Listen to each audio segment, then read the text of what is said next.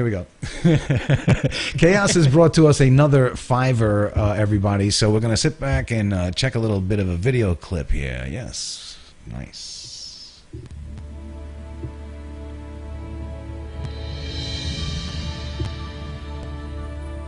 A gigantic rose is dying.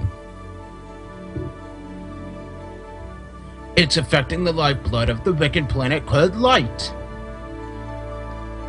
Towns are being destroyed. People are confused. There's little hope in sight. Meet Spark, the flying frog.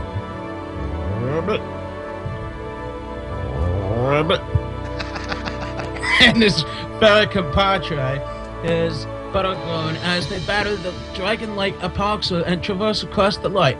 The legend of the rose. Awesome. Hey, man, maybe they'll let you narrate for their books. You could do like books on video. You know, you could sit there and you could be the narrator and all of that stuff. Would that be good for you? Would you like that? Would you like that as a job? Seriously, I think you'd be good at it. How about it, everybody? Put ones in the room if you want Chaos to be the narrator. So I'm assuming what? Hello. Oh, hi, how are you? You're here already? I was going to say, do you think you could let my friend Chaos be the narrator? See, here on Zolarvision, we hire the handicapped. Chaos has a hearing disability, which makes him have a little bit of a distinguishing accent, in lack of better words or phraseology. So we want to get him some stardom and starting off maybe reading books for children on video. What do you think about that? Daniel? Oh, hi there. This is Daniel Lewis Rappaport with Pazzaria Productions.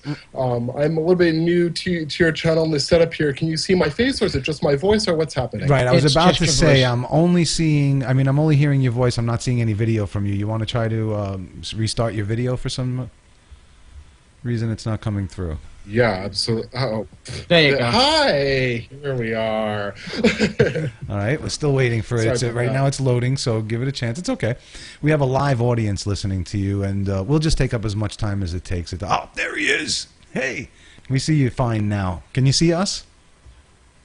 I can see... Major Chaos. Yeah, that's all I can say. Very good. Okay, so we just watched your YouTube video, and I don't know if you got to hear it, but Major Chaos narrated the scrolling on the video, and it was awfully funny because he has a very distinguished accent we were talking about. So how are you, and welcome to the show. Thank you. Thank you very much. It's a pleasure and an honor to be here. Great. So what is it that you exactly do? What is your title? Because this is thrown upon me right away without any preamble. You and I have never met. So give me a description as if you're just running into somebody who's very interested in what it is you do. Oh, thank you so much. Yeah, absolutely. So the name of my company is pronounced Pazzaria Productions. Okay. And a little bit of background on that. It's the Italian word for, I guess, crazy or nut house, but we're using it in a little bit of a playful way. We are a fantasy entertainment company. So, in the video there, it was talking about a flying frog named Spark and whatnot. And the name of the book it's actually both on iTunes and in Amazon. It's called The Legend of the Lost Rose. Oh. And so in setting all this up, I actually sent over a bunch of information. So I'm not sure what you all know or don't know or what kinds of questions you have, so I'm not sure. Well, I mean, I have more, questions of, like, what made you get into the field of writing, and then when did it turn into for children? Are you a family man yourself? These type of questions, other than the story itself, where Chaos is more involved in your story and your background that you're probably looking to get out. So I'm going to let Chaos lead off with a couple of questions, and then you can get to mine as well. Okay. Okay. So what made you decide to write this book? What made me decide to write...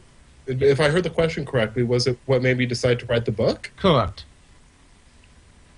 Absolutely. Well, I've been very, very much inspired by fantasy and family entertainment, animation, things like this my whole life.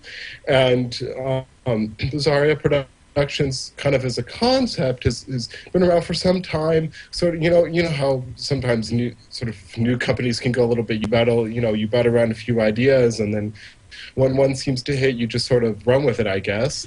And I've also been very much inspired by technology, and in just trying to create a product when iBooks Author came out, which is software used to create iBooks in particular. With regard to its multimedia, its beautiful video at the beginning of the book, its ability to have things like touchscreen animations and 3D and all this, it would, and also me, loving to read and hopefully being, a little bit literate myself. Everything just kind of clicked together. So I was off and running. Right. Can I ask you? Can I ask you when you were a young child? Like, because I remember having a couple of different books that were my favorite, but I wonder what was it that struck you as your favorite as a child? I love The Never-Ending Story. Oh, okay, yes. Well, every child loves that story for sure. But I was wondering, because like Peter Pan was a very interesting story, and a lot of stories seem to trip the light fantastic in a way. Do you understand where I'm coming from? The light fantastic. In other words, they seem to have a background in. You could always place them around. Like Alice in Wonderland, for instance. Like she fell down a rabbit hole. Things of that nature. It alluded to hallucinating and things like that. Do you have a trippy background to your story as well? Well, I don't want to give away too much, and it's interesting. You should bring up sort of a little bit of a drug reference there, and Alice in Wonderland. There is a little bit of a theme in my book that call it what you want, controversial, not controversial, whatnot. But there is something in there that's a little bit of a hook that hopefully people will enjoy. I don't want to give it away, right? But anyway, a little bit. What I can say is that in the video. It does talk about the planet of light, and that's where everything happens. Understood. And the planet is actually the religious basis of it is Wicca, which in and of itself has its own controversy. Right. So the planet is divided up into 4 continents: Earth, Wind, Water, and Fire, which are 4 major elements within the religion. Right. And I'll just say this, and then I'll let you ask your next question here. But for me, in terms of fantasy, magic just happens. Harry Potter, Cinderella, whatnot. Here's the magic happen. There's no real explanation behind it. And actually, the religion of Wicca provides a little bit of that. So I wanted to involve some of those elements. Good. I mean, I enjoy a good fantasy myself, and I appreciate that you're bringing new stuff to the public because, I mean, traditionally stories are passed on throughout the years, and this will be something that'll last forever, and it'll be a life of its own, right? Yeah. Thank you for that. Absolutely is. It is definitely an epic work, very much in the genre of some of the, some sort of the area of some of the stories that we've mentioned. So absolutely. Awesome. Chaos, is there anything else you would like to ask, Chaos? Yes, actually. So I see that your book is available for iOS and all these other, applications. And I see that it's also interactive. Could you explain that? How is it interactive is what he's asking. Oh, how is it interactive? Yeah, absolutely. So the best I'll just start off by saying it is available on iTunes through iBooks as well as Amazon. Because when I started to design the one for iTunes, everyone around me was saying, well, get it into Amazon. So I did as well. But honestly, the iTunes version is kind of the luxury version. It is the best version. Why? Because of how the software is so well integrated into the iPad, and then also in terms of this point of interactivity.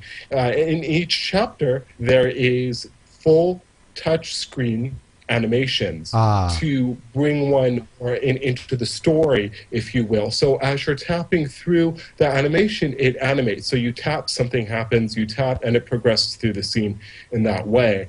Another way that we're unique that I like to bring up is that within each chapter, there's a piece of merchandise that you can buy and have shipped to you that actually has something integral to do with the story or it's like a piece, something that maybe the character uses to bring you in even more. Gotcha. It's like a little bit of a hook with each character. Love that. Love that. So before we let you go, and we appreciate you coming here because we knew very little about the story, and we should have done some research, of course, so we could have asked you better questions. Is there anything that you'd like to get out there that's pertinent that we may have missed and didn't ask? Oh, from me, just that really, I'll be as brief as I can. The two main characters, one of them, his name is Spark the Flying Frog. He is a frog that actually flies. Ah. And he has to go on a mission to save his planet. It's called The Legend of the Lost Rose because there's a rose at the very top of the planet that is dying. Its roots stretch all the way around the planet, and it's kind of a conspiracy theory. Those who can see it have to know it's there to begin with, right? People don't understand why the planet is dying, but a select few do. So really it's about how Spark and also this older fairy by the name of Iris Buttergrow, who knows magic and teaches him magic, they go out and they save the planet, going through these continents of earth, wind, water, and fire. So it's very, very exciting. It gets into a relationship with him, on and on, very cool. Lastly, I will say once again, The Legend of the Lost Rose is available on iTunes for $9.99 and on Amazon for $9.99 as well. Thank you so much. That's a pretty reasonable price, and don't run away because I have an idea. If anybody is out there who is into turning this into a game, they should get in touch with you. And how could they do that? Is there a because it sounds like a nice a game for either children or online for adults as well. Well, it's actually funny you should mention that, to be quite successful in Hollywood, as it were, one must have a 3-picture deal, haha. So, there is going to be a part 2. Part 2 has been announced. It's called The Legend of the Wizard Coven. This is the Legend series. Excellent. Part 3, I'm not sure what it's called yet, but right now parts 2 and 3 are thought about as books. But yes, I mean, I do have a business plan ready. So if there's, any large game manufacturer out there who thinks this might be cool, maybe we can strike a deal. From the storyline where the rose has its roots that entwine around the planet, that gives it a lot of opportunity to web many ideas into a role-playing game where you play online role-playing games, and kids are really into that. I mean, older ones that are getting into the preteens and teens, so you could hit different genres. And good luck with all your work. I really find it interesting, and I'll look into you further myself, and hopefully the audience will as well. Thanks for coming on. I appreciate it. Hopefully, as my company grows, I'll be coming back on. Thank you so much. Thank you, Daniel. Thank you. Bye-bye. All right, everybody. That was Daniel Rappaport. Yeah, right. A fiver that we had done. Thanks again, Daniel, for coming on.